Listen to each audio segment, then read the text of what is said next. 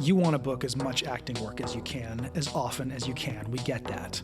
The thing is, you don't book acting work by focusing on booking acting work. The industry is more dynamic than that, and the art is more interesting than that. By taking you inside the craft, the casting room, and the business, and bringing other industry experts into the conversation, we dig in. We pull back the curtain of the industry and show you how much power you really have as an artist. Here's the truth. When you bring your humanity to the work and the industry, you become an artistic leader, the kind of actor who books work. Even after decades of working with actors all over the world, in our classes at the BGB studio, teaching, coaching, casting, directing, producing, acting, on set, on stage, behind the camera, and in front, nothing excites us more than seeing you express your unique artistic voice, humanize the business, and book work doing it. We're here on the podcast in our online classes at the BGB studio to give you all the tools you need to be a championship level working actor right now in an industry that desperately needs your voice and your leadership. Yeah, industry and artistry. This is the only place you're going to hear this. I'm Risa. And I'm Steve, and this is the Acting Podcast from the BGB studio.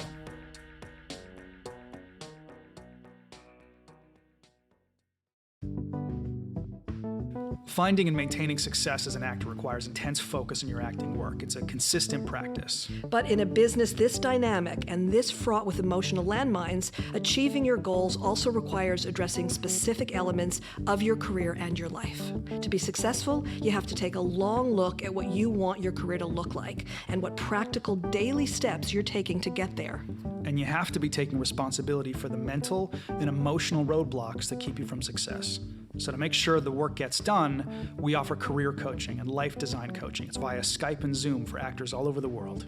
In our career coaching sessions, you'll find ways to let go of guilt, doubt, fear, regret, and powerlessness, embrace your gifts, and come up with strategies to realize your projects, to network effectively, to engage with your representatives successfully, and to make money doing what you love. Together, we will turn the energy of frustration into the energy of doing and creating. In life design coaching sessions, you'll come to a deeper awareness of the emotional and mental blocks that stand in your way. You'll change your relationship with those blocks, and then we'll tailor a doable, daily practice that creates positive change in your life. It's awareness to intention to action. It's about removing what's in your way and creating presence and power in your life so you can show up for yourself and your career. So to schedule a career coaching or life design coaching session or a series of coaching sessions, go to BraymanGarciaBraun.com/coaching or click the link in our podcast show notes. And if you use the promo code PODCAST, you get a 10% discount on your first session. Welcome, everybody, to Season 2 of the Acting Podcast. This episode was recorded earlier in the year, pre-COVID, and we're excited to finally share it with you. We find the conversation in this episode to be relevant, vital, and inspiring, now, in fact, more than ever. Keep listening and enjoy.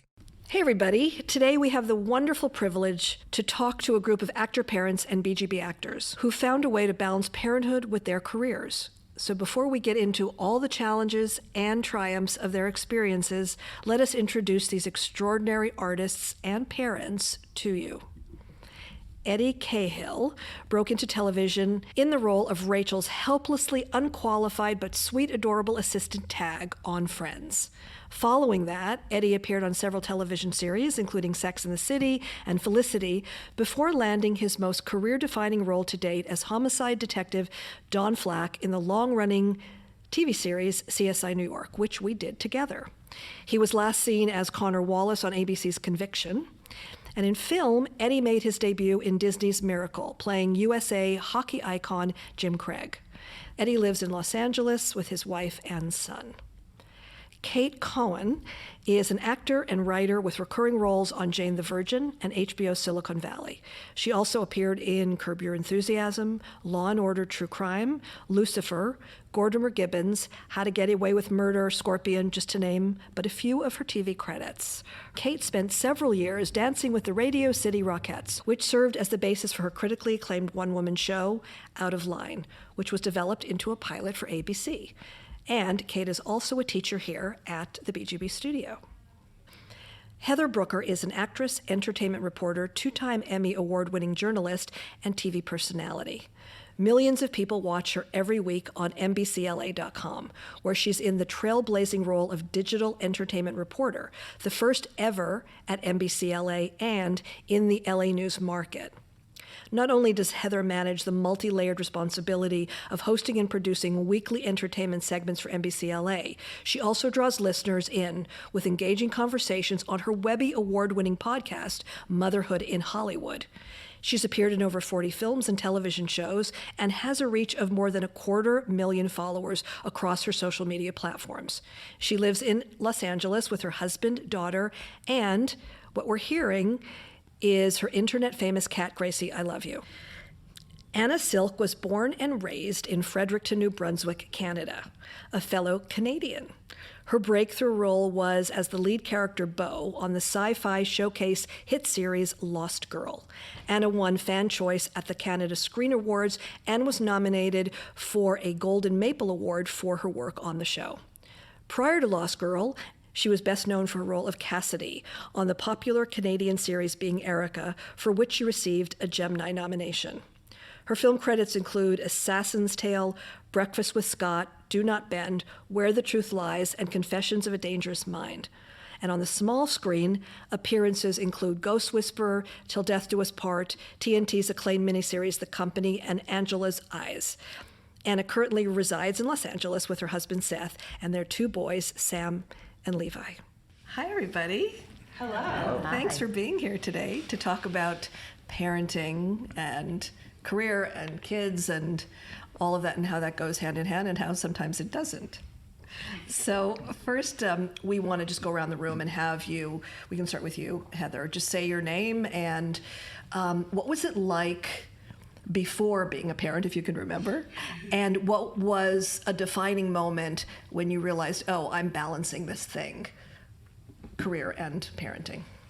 Well, I'm Heather Brooker, and life before I was a parent, specifically in Hollywood, I felt a lot more freedom, I guess, but I don't know if that's the right word because I still feel like I'm pretty free in my life. I felt a lot more selfish.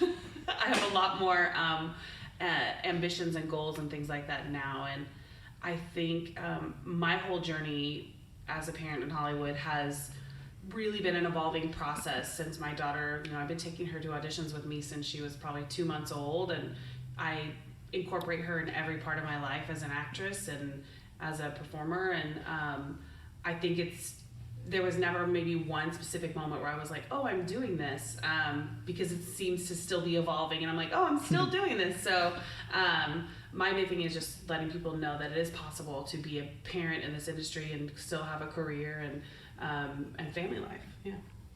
Cool. How old is your daughter now? She's 6.5. Okay. Her name is Channing, and she's the best thing ever. Yeah. She's definitely a little mini me, that's for sure. Yeah. Cool. Well, life before children within the in the industry specifically was definitely more about hustle for me. Like it felt like it had this beat to it all the time that was about the hustle, which was not that enjoyable in hindsight, but it definitely felt like that. I had my first son while filming a series, so I went back to work when he was 5 weeks old. Back to set full time, which was crazy, but they accommodated it. They had a bigger trailer. I had everything I needed. I had, and my husband was a full time dad, so it was kind of an unnatural beginning to parenthood. Going back to your trailer to pump and all that kind of stuff, and it wasn't till the show sort of ended that I really kind of fell into the rhythm of parenthood and started to realize what that felt like.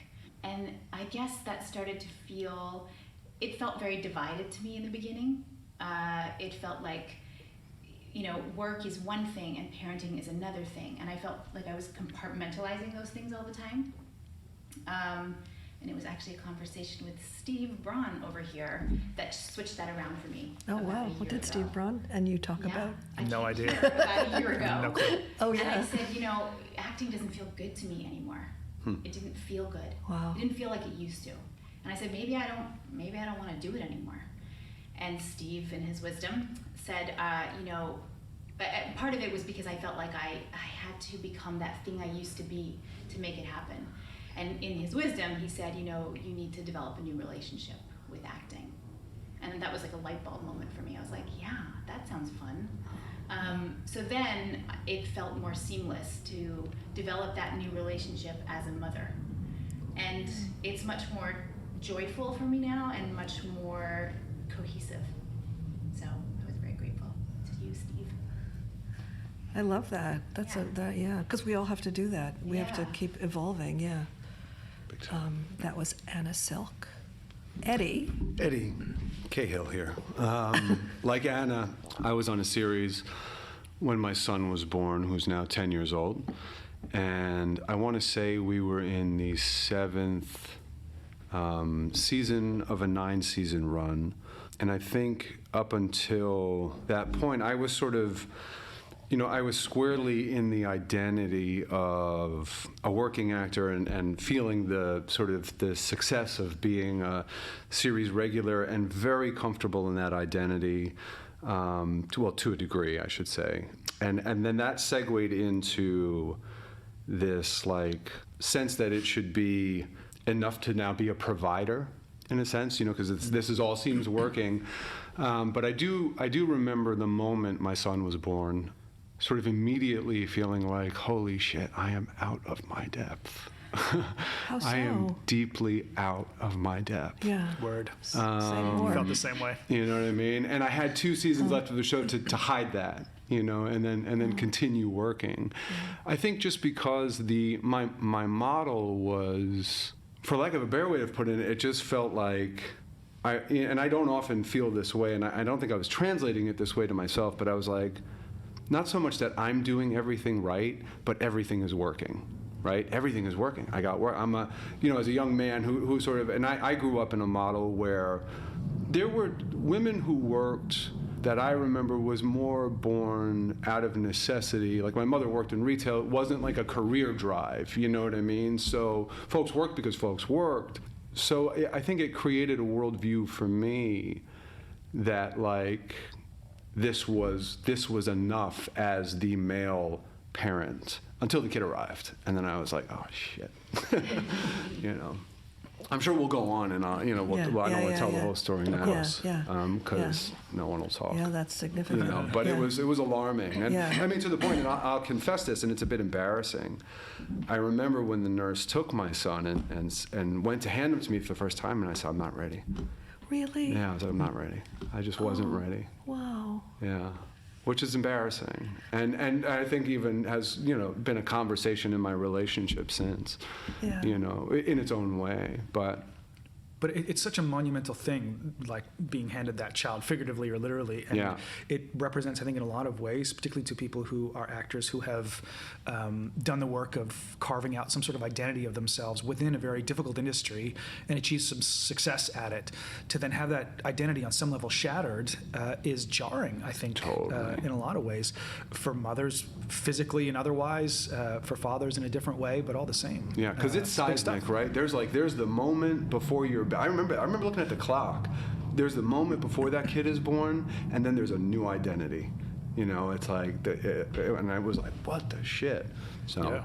And that's a huge thing, and I think we will talk about that a little bit later, how significant that really is, and how that impacts you as a human being, and as a parent, as a man, as a woman, differently, and all that. Yeah.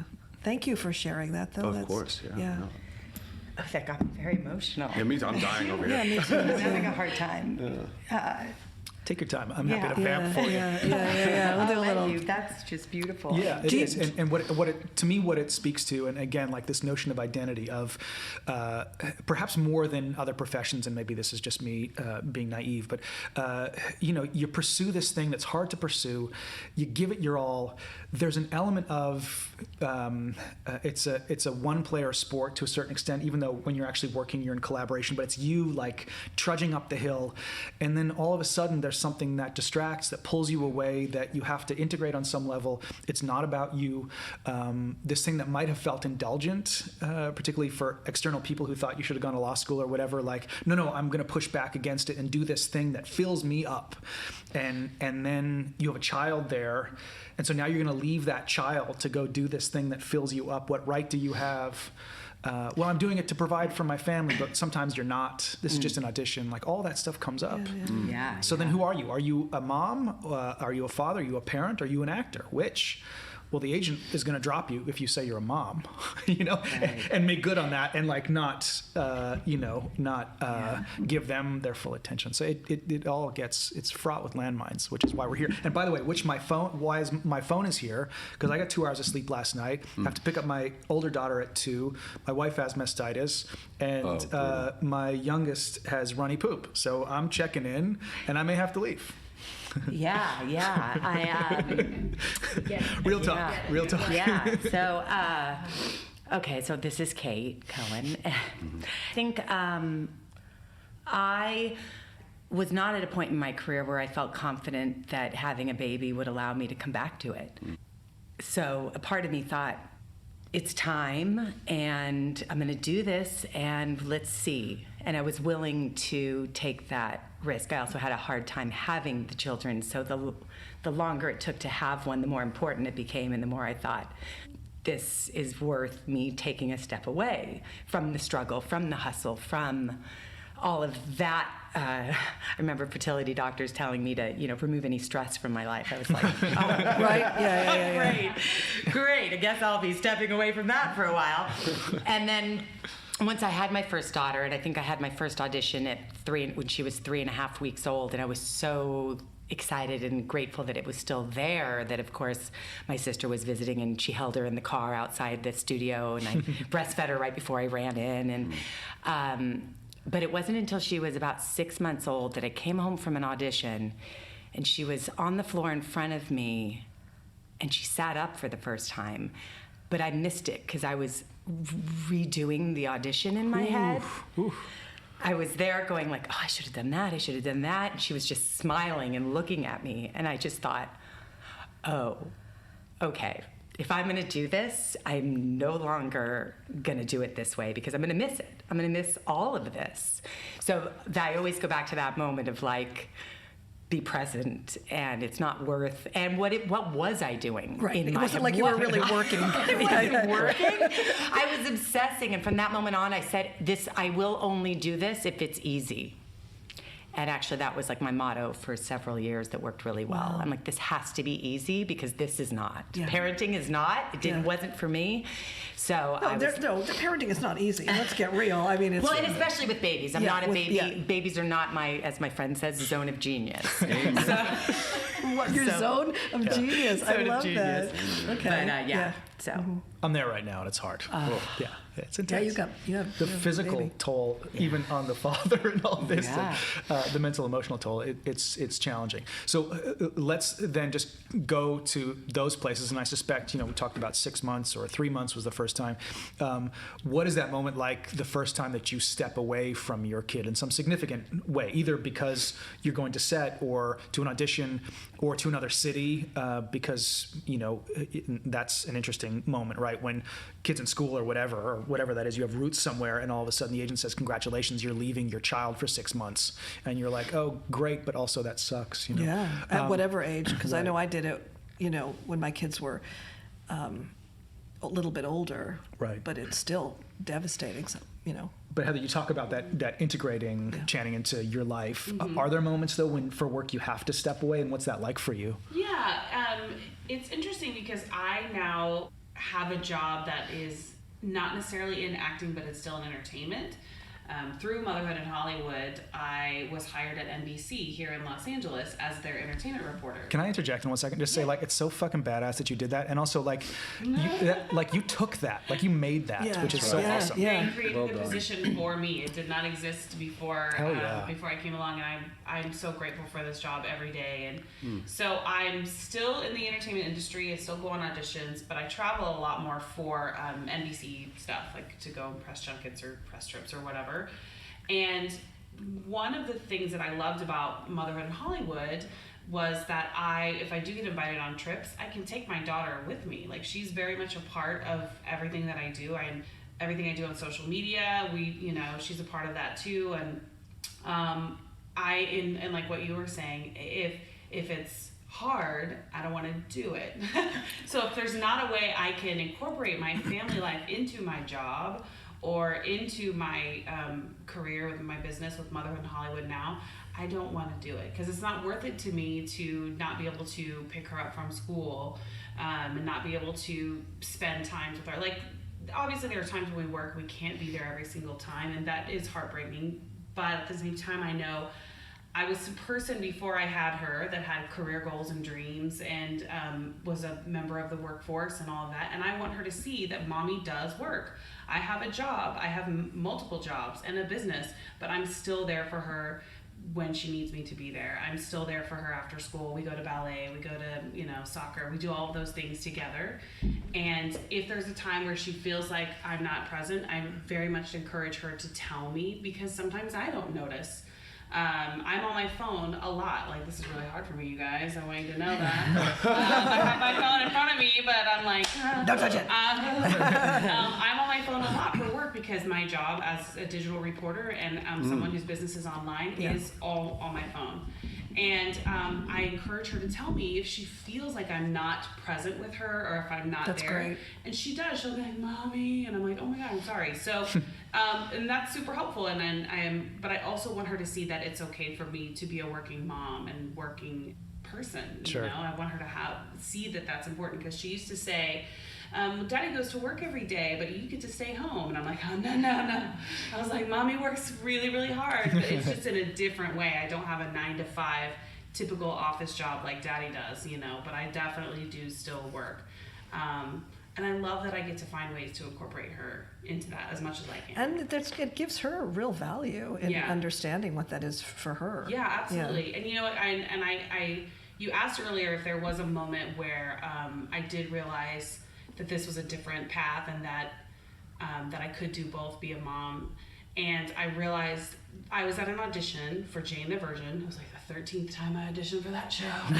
And I was like, just really frustrated and feeling like it was never going to happen. And I had taken her with me, and she was about 3 maybe, and couldn't find a sitter. All my friends were busy. So I was like, okay, you get to go with me. And she'd see me practicing in the parking lot and in the car, like we do. We all sit there and run our lines and stuff.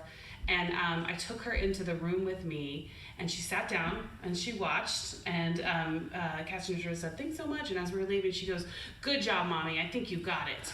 And I was like, and I was like, that's all I need to know. If my daughter would cast me, then that's all I need. That's all I need. So, but that was just so validating for me, for her to see, this is why Mommy reads these scripts all the time and talks to herself sometimes in the car, And like, she got to see where it goes. She gets to see, but Sure. It was just her encouragement that I was like, oh, she's so sweet. And what's interesting, you and Cate both talk about, I will only do this if it's easy. And I think for people who don't have kids, like, to me, what that means is your priorities have changed. Yes. And there is something that you will have to prioritize now. So, can you imagine, I'm thinking of myself at 24, pursuing an acting career, someone saying, well, what you should do is you should only do it if it's not difficult for you. And like at 24, I'm like, no, make this difficult. This should be difficult. Yes. Do you want my arm? I'll give it to you, whatever. And that's a big shift, right? Yeah. Oh, there's something that is more important almost all the time, at the very least equally important. And so if I have to go to Culver City, at 6 o'clock on a Friday, I'm going to say no, or whatever, right? Yeah. Or we'll have to reschedule that. But I also think it's a different kind of selfishness. The selfishness in a great way of my relationship with my children is my value. And it makes total sense. When you're not a parent and you're, without getting obsessed with the hustle of it, like you had talked about, there's still this sense of, I need to be doing this for myself. And it's great. That's a great part of your young life. And there comes a point when other things become more important, and the selfishness turns to the relationship with your family. And this industry is so fickle, as we're sure we all know, and it's not going to be there for you all the time. Like, rarely will will this industry ever be there for you, but your kids and your family, they're always going to be there, always. And so, I mean, I just feel like I got tired of waiting for Hollywood to do what I thought it should be doing, and so I decided to make my own path and prioritize my family. It's amazing. Because I would add to that too. I think the industry is always there for itself. Sure. And that and the kind of things we cultivate, I very much relate to the sense of intensity you have coming up, and I felt like, to be somewhat dramatic about it, it's like, all right, well, I've spent all this time and, cultivating this like murder muscle, you know what I mean, that has allowed me to survive in a very insecure and self-conscious kind of endeavor, and even in spite of success and all that, but that does not translate to loving a child. That does not translate to loving another person anyway. For yourself. For yourself, indeed. Yeah. And there's nothing inside of this industry that is loving you back. Mm-hmm. And that's confusing when you're being treated well. You know what I mean? Because I 3 years ago, after my last series, I came back and I was gone 3 years in a row for 6 months. So I missed half of 5, 6, and 7 of my kids. I was thinking about it yesterday. I was like, I missed basketball as a total experience, unless he picks it up again. Yeah. Which is, whatever. It's part of the game. You miss a lot of things, but I also noticed I started to become a little bit of a stranger to him. It was a bit more common that I wasn't around than I was around, and that started to grate on me. And then how that sort of discomfort manifested in me didn't then present itself in ways that worked to build relationships. So I'm like, fuck, man, I don't really know what to do. So I came back and was like, I'm taking a break. It's been a longer break than I anticipated. But in that time, it's like as it went on, and I thought, like, well, I'll commit myself to the family, and then lived in this place of going, I have some notion, I'm not like totally inept as a person, but it really came home to me like, fuck, I don't know what I'm doing. And the only way I know to solve things has no application, and in that, like, I remember it hit me. I was like, there was one moment where I was home and I decided to stay home, and we were doing like work on the house, and like materially everything was great. And I was like a wreck, and I'm like, I can't fucking figure, like, and then suddenly I'm like, I'm on an iPad, I'm just scrolling aimlessly, looking at new cars. I have no desire for a car. I certainly have no fucking need for a car, you know what I mean? And I put the iPad down, and I was like, you need God. End of story. I was like, that's how it came to me. I didn't know what that meant. I had no fucking idea where this was all going. But I think it was a desperate cry for, inside of myself, or not a desperate cry, but a real voice saying, like, there's another way to learn about how to relate to people that you need to figure out. And it's so interesting. It ain't happening. And it speaks to, if I think of the reasons why I pursued an acting career when I did, it was because I had a broken home. For me, it was running. Yeah. And so and I poured it into an acting career. And so that totally antithetical to the roots and the love and the soft heart. Yes. And I mean, so much of an acting career is having your dukes up when they reject or tell you you're nothing. Yes. And how do you absorb or deflect or whatever that. And all of a sudden, here's this beautiful child in front of me, and you have no choice but to have a soft heart, or you can't deal with that child. That's right. You're not going to find a way in through the tools. I mean, you said as much, through the tools that you get, except for perhaps in the art. Well, indeed, and that's a whole different thing. But pursuing the life in business is about, I'm pursuing this thing and I'm going after something. And there's so much, we were talking about this earlier, there's so much encouragement in our culture, and in this culture of Hollywood in particular, for acquisition being the thing. You deserve, get out there, you work hard, you do it. None of that communicates love to a child.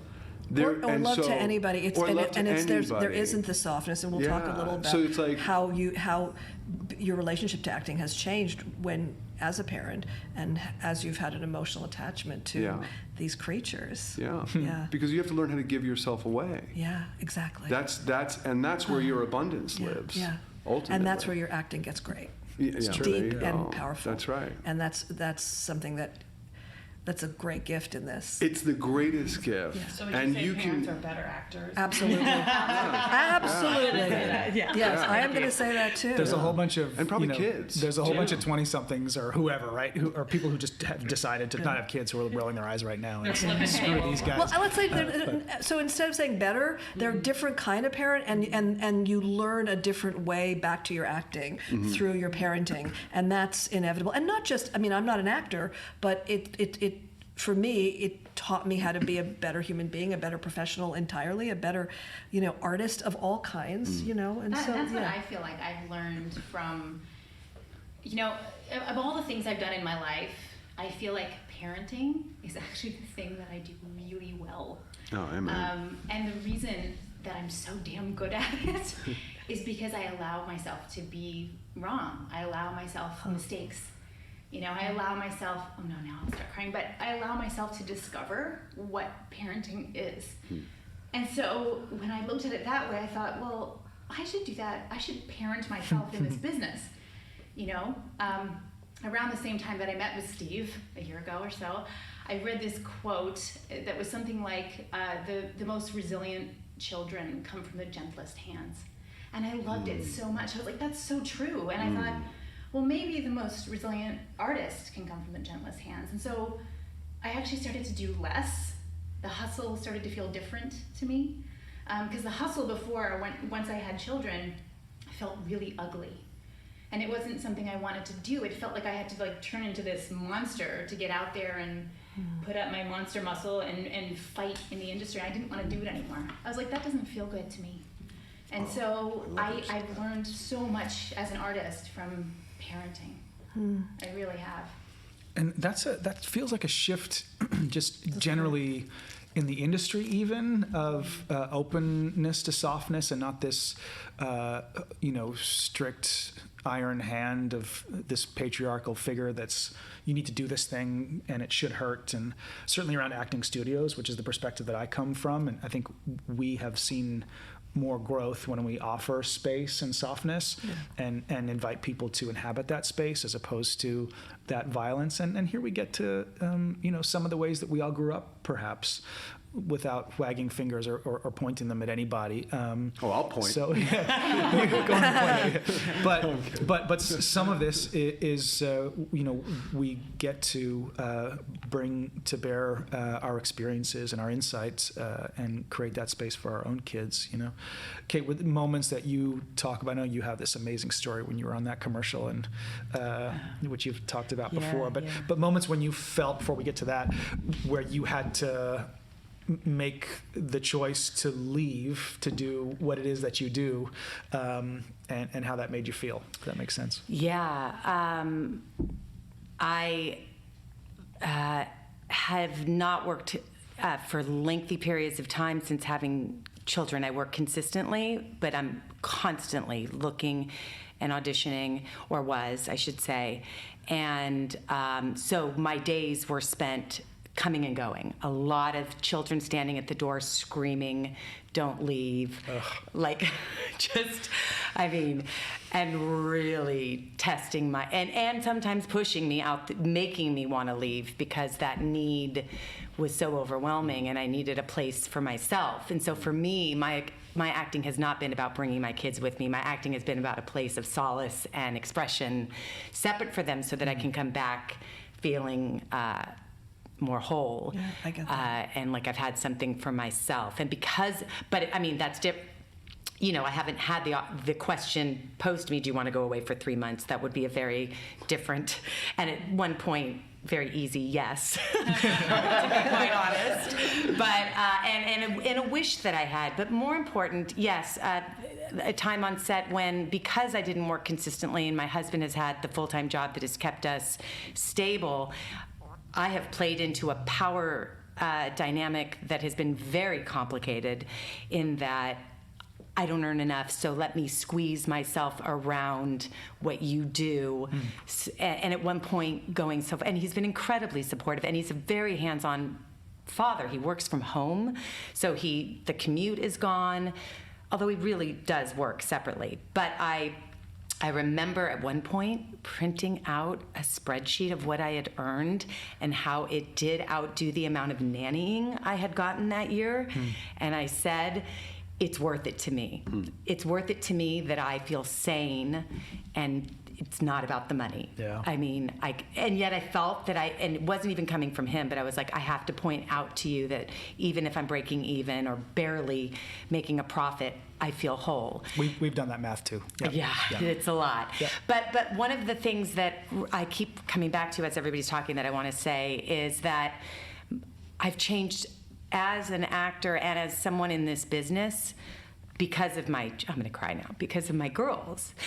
Because I think, like that moment when she sat up, the lack of power I felt in my life, I was like, is this what I'm modeling to two young girls? That I'm in this business that gives me nothing, that I struggle with, that I let determine my sense of self-worth? Is that what I'm going to model? I didn't even realize it was as extreme. I mean, I did, but I thought I'd healed that, but I was still doing it. And I hate to admit that it's because that it was them that inspired me to get stronger, but I remember saying, like, I want to be proud of what I do and be able to talk about it in a way that is empowering to my girls.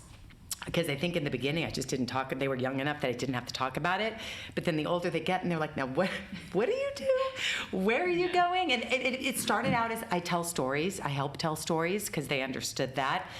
But as I've gotten older, I really want to be able to, and so that's where I've become more interested in writing, producing, directing, teaching, things that make me feel like just somebody more proud to present to my girls. I and not at the mercy of somebody else. Yeah, not that I don't still love acting, because I do. They will remember all of this, having a no pressure. 3 and 24-year-old, but it's really they come back and tell you the truth about what that was, and the more you can be present for them and honest with them and get them to remind you of what they need, the more that they will grow up with that modeling and that sense of, I get what you do and I respect it and I care about it, and I want some of that for myself. And so what's clear is they're watching, right? And so with that mirror in front of you, which has been eye-opening for me, like I had all my shit together and all the therapy was done and it was all tied up in a bow. Then my kids arrived and it was like, oh shit. The bow is I'm a mess untied. again and I need to rework all this stuff again in this context of these two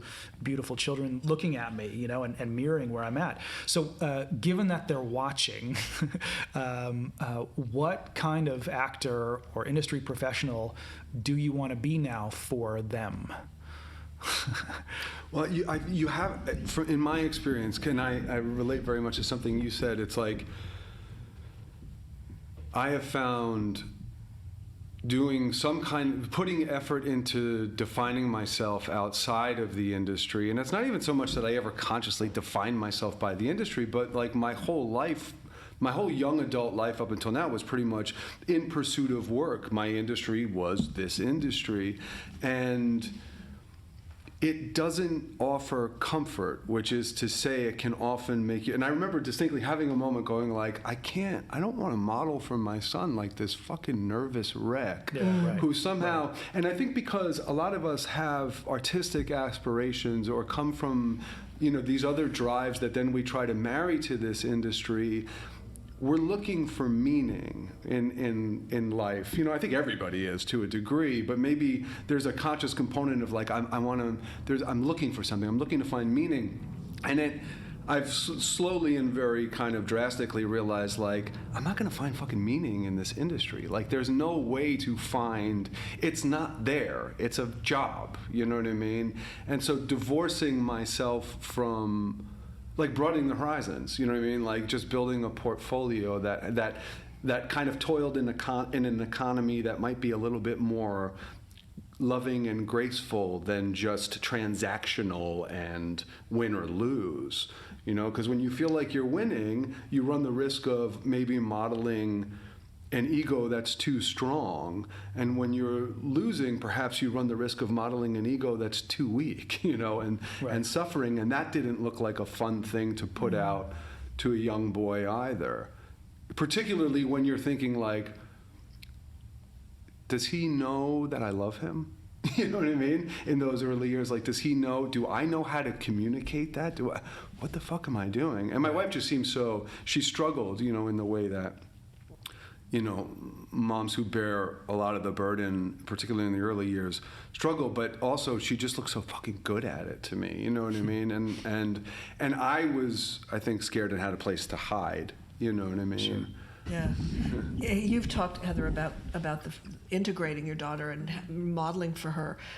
What are the struggles in that? When does it not work, and when do you feel like that I need to do this now, and she's pulling at me here, and how do I when does it become a challenge? Well, those situations happen a lot, like probably almost every week. Okay. Because since I do have. This is something I struggle with, and I talk to my husband a lot. I am spread way too thin. I have way overextended myself between my business, my job, my family life, my podcast, social media stuff, and occasionally I do get to act every now and then. And I also have a TV show in development now as well. So I'm spread way too thin, and I realize this, and it is something that I'm still trying to figure out in my own life and how I can cut back in some areas, and there are, just since we're all being very honest here, there are times when I say to her, I cannot play with you right now. I have to go and return about 50 emails, and then when I come back, I promise we'll play. Or I'll say to her, I'm so sorry, I have to go to do this premiere. I will come when I come back. I'll tuck you in, whatever. I'm just very honest with her about it, and I try to make up for it in other ways. Taking a Saturday off, we'll go to the park or something, or we'll go do something fun. Chuck E. Cheese, she loves. So I try to, if I know I'm going to be missing out on something or not be able to be there for her in some way, I really do try to make it up to her when I can. And that time with her, you separate, and you're not breaking yourself between, I'm talking to you, I'm playing with you, but the phone is here. You just give her your time. Yes. Yeah. I make and sure that's the important thing. I make sure that I have those times with her, because otherwise I'm not fulfilling promises I'm making to her, and I also just myself feel tremendous guilt, and I feel really bad that I have let my career in so many ways take over so much of my life. And I try to get as much done between the hours of 8 and 4 that I can, when I pick her up. But sometimes it's just not possible.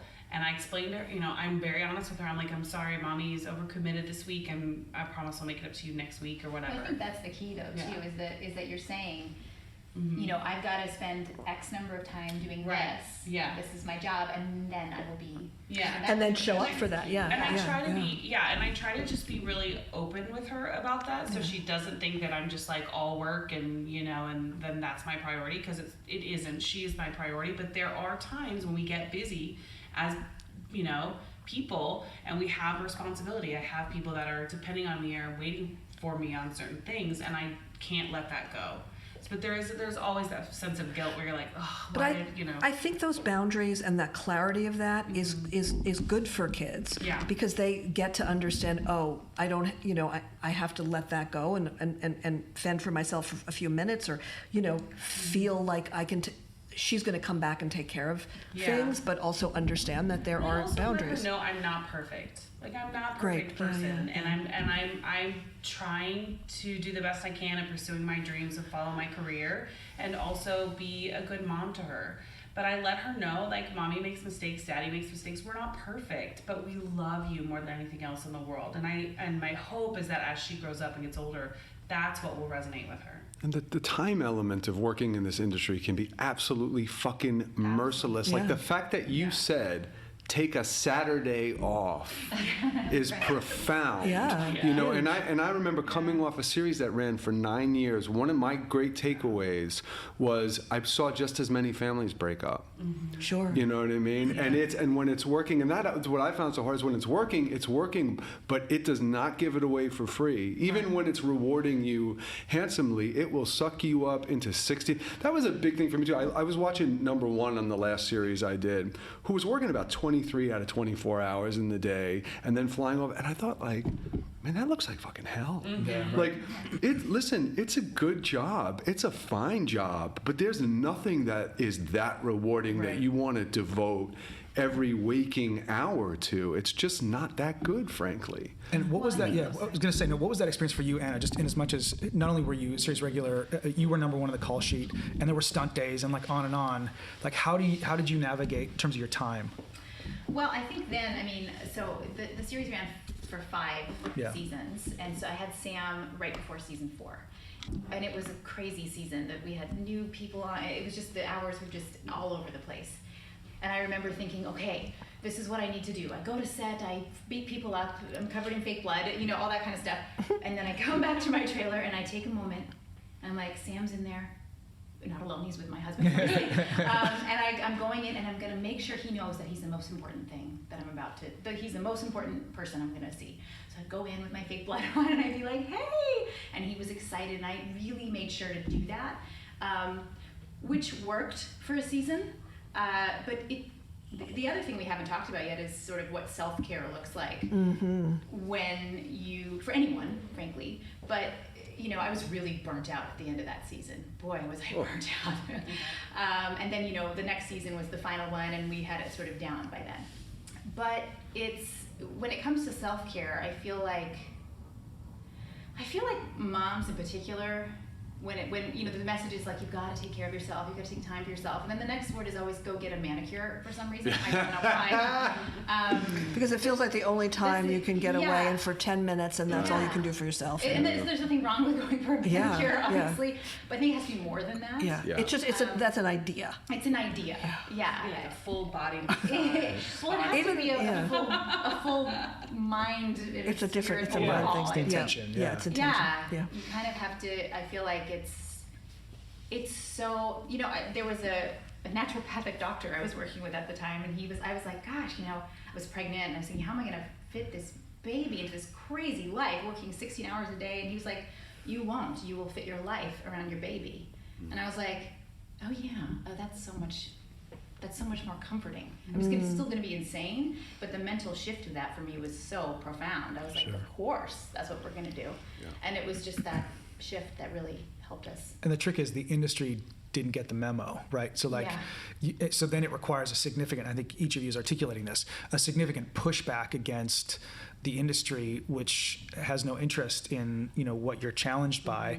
I told you to be here at a certain time. And frankly, maybe it is different. You're number one on the call sheet.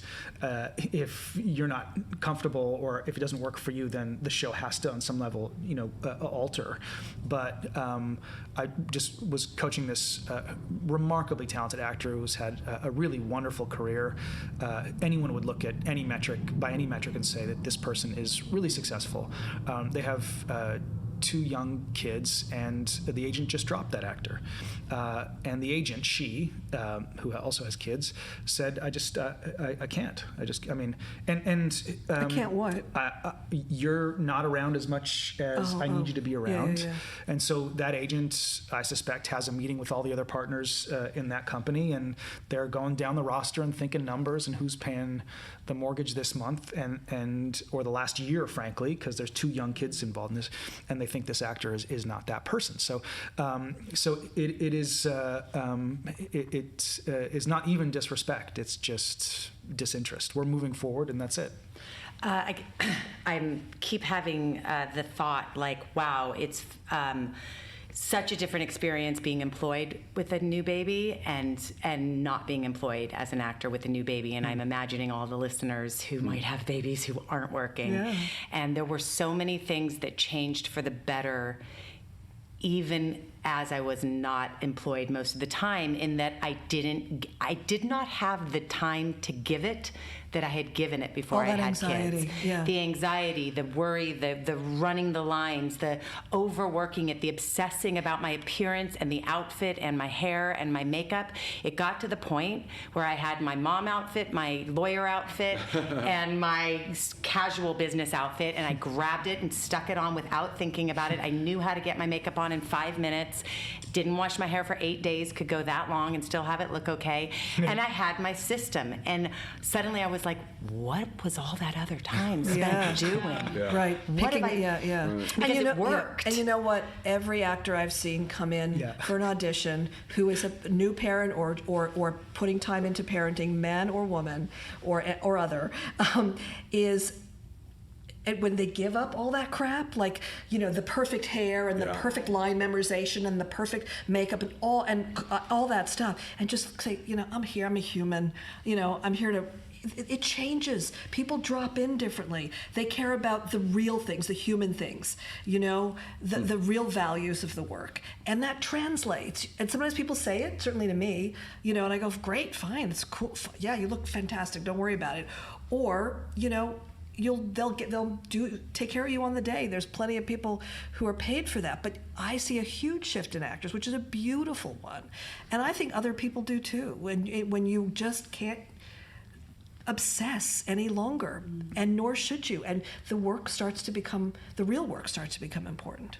Other interesting shifts. There's a moment in procedural dramas or whatever when the cops go to the guest star's house and the cops say, your son's dead, or whatever the thing is, kidnapped. And the non-parents who are the guest stars start crying in that moment. And the parents go, what do we do? How do we, they don't, because they don't allow them, they know that you can't allow yourself to go to that place of weeping. They go to action, which is an interesting distinction. I had an audition thing that I did where a bunch of women came in, and there was a scene on a plane, and it was about the hero who was a doctor who was going to come running from the back of the plane to save the day. But in the meantime, the woman's son was dying, she thought, and they couldn't land the plane, right? And woman after woman after woman, actor after actor came in and just fell into a puddle on the floor. Of course, it was written by a man, and he wrote, she falls into a puddle on the floor. Sorry about that. And I was thinking, what? And I would give them adjustments and try to get them. And then one person came in and just became a warrior, like this fierce, and she was yelling at the pilot, land the plane, and I was like, yeah, land the plane. And, when it was over, I said, what was the impulse that got you there? She goes, fuck, I'm a parent. And if I had to, if I was in this situation, there's no time. And she goes, I don't know what this is about falling on the floor in a puddle. Like, there is no time for that. I have to save my kid. I get that, and she was amazing, and she got the part. And she was the only parent in that lineup. I knew that. So that spoke so strongly to what that was. And we want to be clear about this. Like, we're not trying to undermine anyone who's not a parent or trying to be a parent or any of that. No. But what it speaks to, though, is that either by choice or by happenstance, parents are forced to think of something bigger. There is a higher power all of a sudden, and you can find that in whatever you find that in, sobriety or some sort of calling for you. But there's something that is more important than booking the next job or the validation from the industry, which I think serves actors, whatever the reason. And I think parents who work are warrior-like. I think really, and actor parents, I think you guys are warriors, and yet learn how to bring your hearts to the work, and that's the lesson in this. Right. It's also nice too to see, maybe 10 years ago or so, I would look to the sort of generation ahead of me of actors and think, oh, you have a daughter, oh, you have a son, oh wow, like it's inspiring to know that you can still be this incredible actor and potentially have this full career, but also have a family and children. Yeah.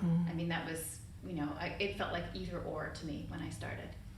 And then there's a home for all of that work too. Like you can cultivate the ability to love and all that stuff, and it'll never land in the industry. It doesn't. You don't often get the sense that it lands or that it pays off. You know what I mean? But what I'm saying is like at home. So I made the choice I made to kind of stop working and hang around a little bit, and other things and blah blah blah blah.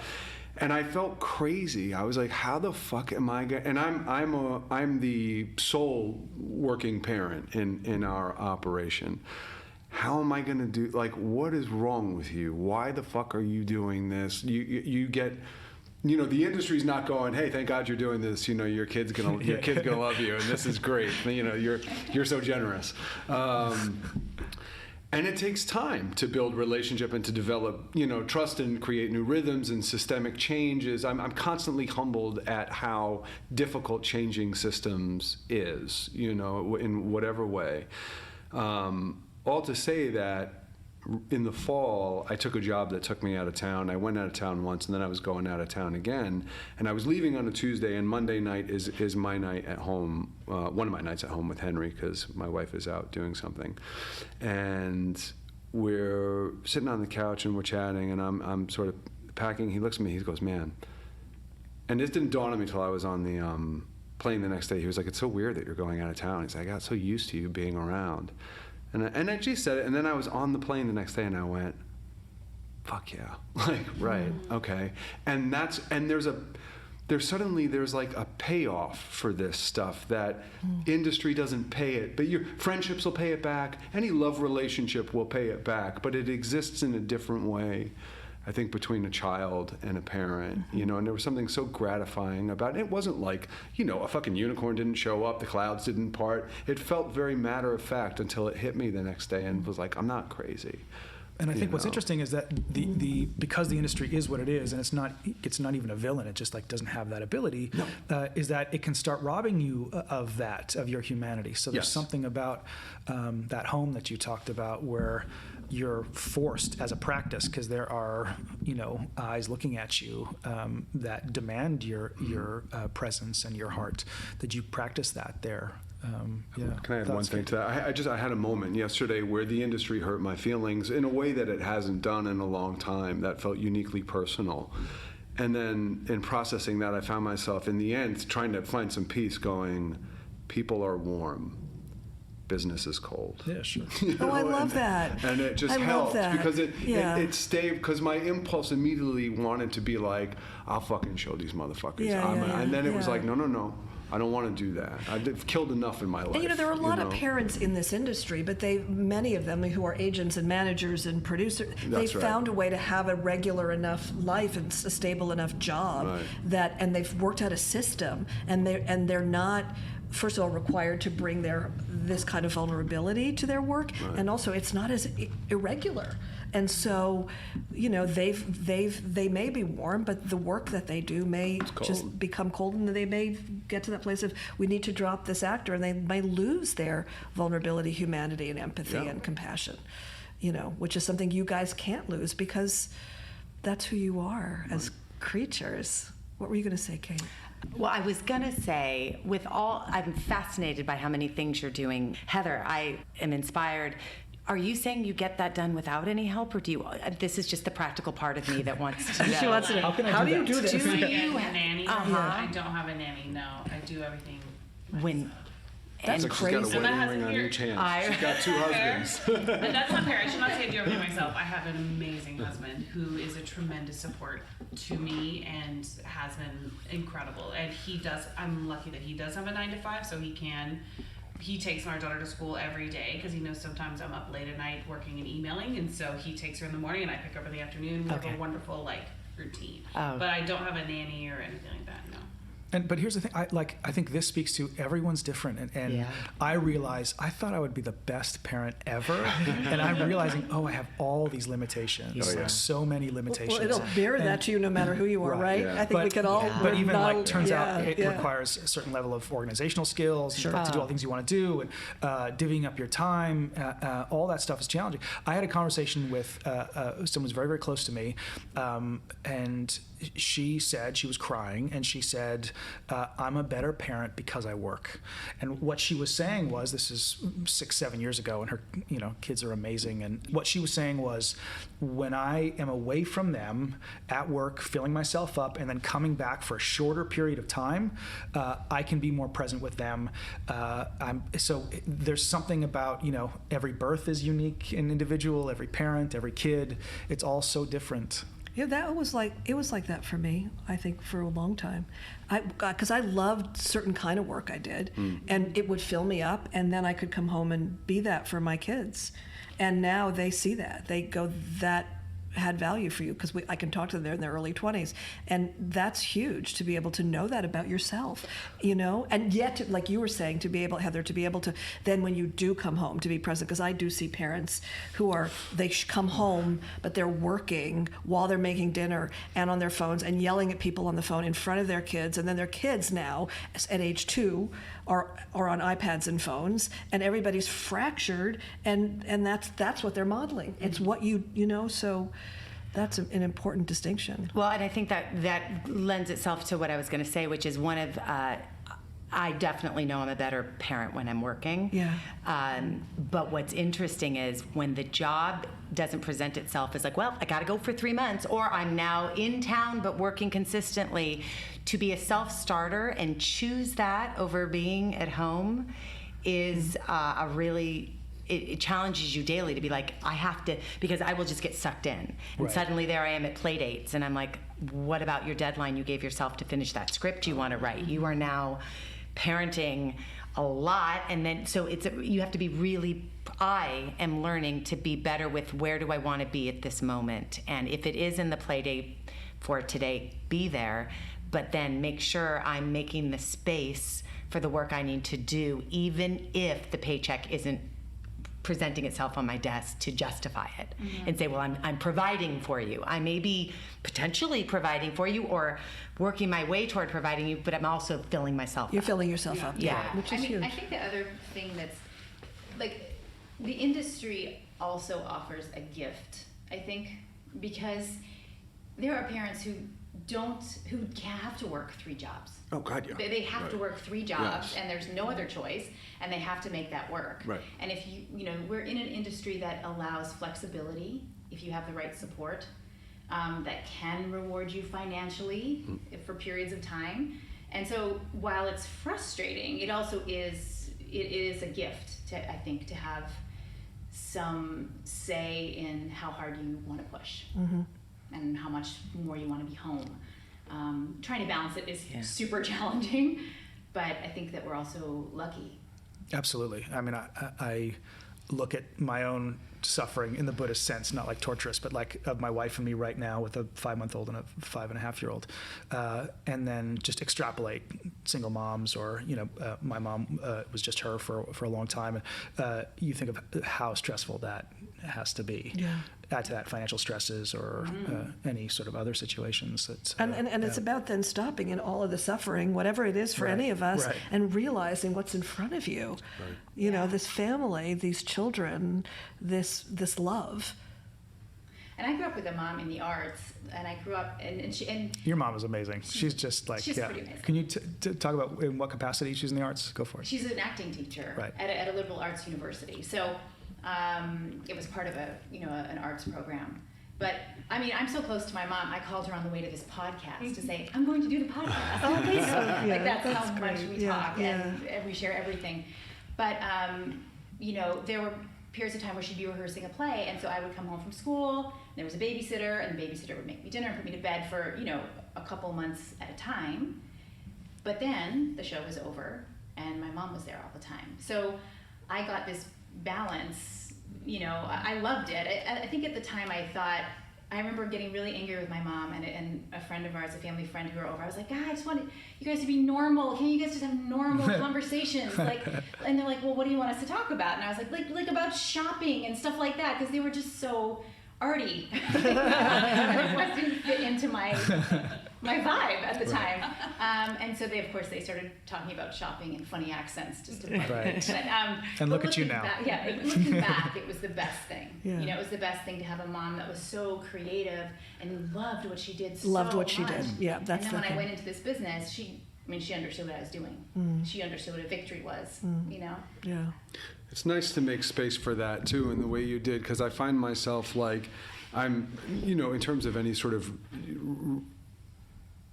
regular or substantial kind of work experience, I'm on a 3-year dry spell, you know what I mean? And the great opportunity in that has been a real that the family brings to that kind of equation, and the kind of privilege that can exist within this industry, is I find myself more and more able to go, but what a gift.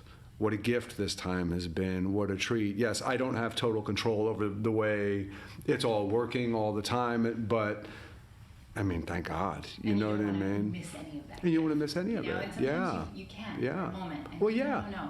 Yeah, it's very easy to get consumed with what you either want or perceive you don't have. I think it's much harder to hold space with what's holding you up, you know what I mean, when you feel like you're in pursuit of something. Sure. You know? I will say, I know you asked earlier if I had any help or a nanny, and I don't, but only because I am very lucky, and I don't want to downplay this at all. I'm very lucky that my job is very flexible. I set my own hours and I decide at NBC what I want to cover each week. And if it's not something that fits into my schedule, if it's not bringing me joy to be able to do it, then I just don't do it. And they've been so great about that. And having your own podcast and creating your own business and outlet and all of that. Also, I'm number one on my call sheet for Motherhood in Hollywood. So I can decide if I want to go to something or if I can bring my daughter or how that fits into my schedule. So I feel very lucky in that way, and I want to make sure I'm very transparent about that. It's not like I'm over here like I don't have a lot of stuff going on, but I'm in control of the stuff that I do, which is so empowering as an actor, because sometimes we feel like we have no control over who hires us or what jobs we're going to get from day to day, and you start to feel a little bit like helpless. So I feel very lucky that I get to have some control. Yeah, I just want to point out, you're calling yourself lucky, but I'm just saying you did that. Yeah. So we can call that maybe fortunate. Maybe fortunate. Fortunate. Yeah. And but smart and responsive. Yes, and, you know. Go on. Gorgeous. That's not easy for everybody, and especially when you're an actor who has rendered yourself powerless and at the mercy of the industry. It's hard to, to do all that. And for young actors listening who don't have families or aren't thinking about families, whatever that is, this is the time to start to take control of things, because as you get older, you're going to need to be able to set some ground rules for yourself, take care of yourself, exercise self-care beyond manicures, take care of your family, and engage with your artistic self in ways that are significant, and that's one way to do it, and do it now. We live in a world now where we can create so many things with access to YouTube's, all the social media, whatever. We could film a movie on our phone if we wanted to, edit it on our phone. There's so many options and opportunities for people to create and take control of their career and their destiny. And that's another thing I would tell my younger self, like, don't be afraid to step out and make your own stuff and make your own way, because nobody is going to come up to you and go, I want to make you a star. Like, this isn't the 1950s anymore. That doesn't really happen. Make your own way. And it's also just very empowering as an actor to be able to do that. So. Absolutely. And I think because I did that for so much of my career, I can tell you that my daughter, who is 22 and a half, saw that, and for the times I struggled, she will be a warrior for herself, and for the times I triumphed, she will use that as her banner forward. And so we can do that for our kids and for ourselves. It's huge. Anything else anybody want to say before we wrap up? Any final parenting tips or acting / anything? No, this is great. No, thank you. Okay, thank you so much for being a part of this. To get to have. Yeah. Special. Well, thank you all. And thank you all for being vulnerable and honest and bold about your life experience in this. So, of course. Here's to actor parents, to parenting, to acting, to softness, vulnerability, and all that. We are thrilled and moved by the response to the podcast. We love reaching actors all over the world, actors like you, who tell us that our podcast inspires them, informs them, and makes them excited and proud to be an actor. Yeah, but make no mistake, an acting career is won by being in the consistent practice of the work, week after week, month after month, year after year. Success for an actor is in the doing. So, here at the BGB Studio, we offer the highest quality acting training for passionate, committed, talented, and ambitious actors. We see that kind of work transform talent into successful careers, and that makes us so happy. There is no substitute for doing the work consistently, and we offer the work of success. We are the home of your 10,000 hours. We offer ongoing and 8-week on-camera auditions, scene study, and workout classes. They're available now. So sign up now to secure your spot and get to work. Go to BraymanGarciaBraun.com/classes or click the link for classes in the podcast show notes. We'll see you in class.